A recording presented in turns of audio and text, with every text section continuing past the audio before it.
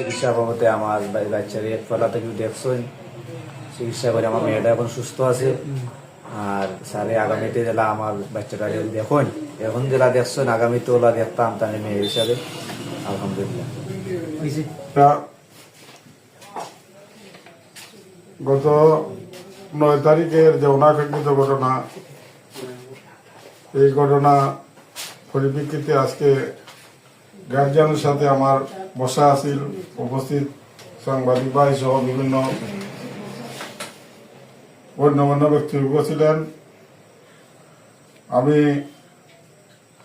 guardian Mujib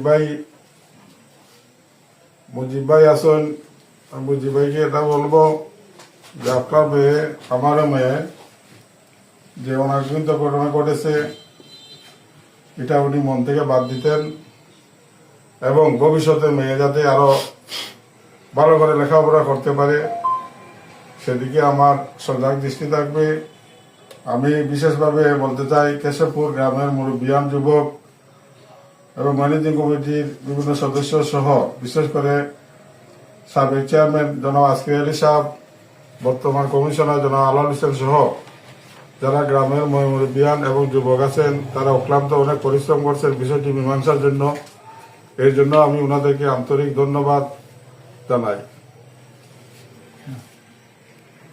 ঠিক আছে, আর কিছু আর